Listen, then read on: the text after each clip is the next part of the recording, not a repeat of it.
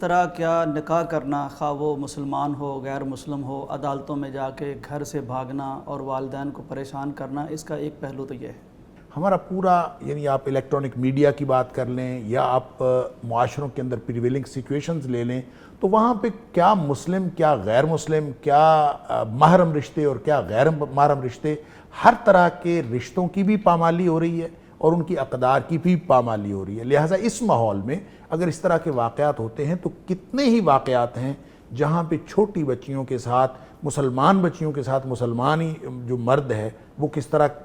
Behave کر رہے ہیں، اور کتنی لڑکیاں جو ہیں گھروں سے ان کو مفرور کروایا جا رہا ہے اور والدین کی مرضی کے بغیر ان سے نکاح کیے جا رہے ہیں یا ان کے ساتھ کوئی جنسی یا ازدواجی تعلقات قائم کیے جا رہے ہیں۔ یعنی اس طرح کے واقعات ہمارے معاشرے کے اندر بہت زیادہ ہو رہے ہیں اور یہ سماجی مسئلہ ہے، اور یہ سماجی مسئلہ ہے۔ میں یہ کہتا ہوں اس کو سب سے پہلے تو اس کو سماجی حوالے سے دیکھنا چاہیے۔ المیہ یہ ہے کہ جب اس طرح کا واقعہ کسی دو مختلف مذاہب رکھنے والوں کے درمیان طے پاتا ہے اور ایسا واقعہ رونما ہوتا ہے تو اس کو مذہبی مسئلہ بنا لیا جاتا ہے، اس کے اندر پھر ورنہ اس کا ذکر کرنا بھی پسند نہیں وگرنہ اس کا ذکر کرنے کی بھی ضرورت نہیں۔ جبری طور پر کسی کو مسلمان کرنا یا جبری طور پر شادی کرنا، یہ تو اس کا تو سوال ہی کوئی نہیں ہے نا۔ کوئی معاشرہ بھی، کوئی بھی مہذب معاشرہ اس کو نہ قبول کرتا ہے، اور اسلام جو کہ میں سمجھتا ہوں کہ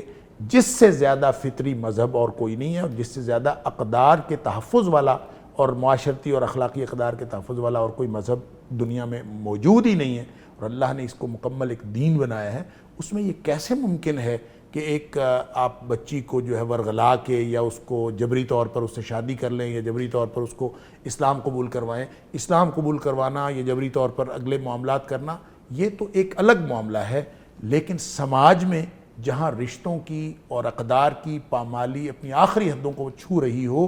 وہاں پہ اس طرح کے واقعات روز روز رونما ہوتے رہتے ہیں۔ اصل مسئلہ صرف اتنا ہے کہ ان کو مذہبی رنگ نہیں دیا جانا چاہیے۔ جب یہ کوئی مخالف مذہب کے لوگ ہوتے ہیں، یعنی ایک دوسرے سے، جیسے آپ نے کہا ہندو ہیں اور کرسچنز ہیں، تو پھر اس کو ایک مذہبی مسئلہ بنا کے پیش کیا جاتا ہے، اور میرے خیال میں یہ غلط ہے۔ اور یہ ٹرینڈ اسلام کو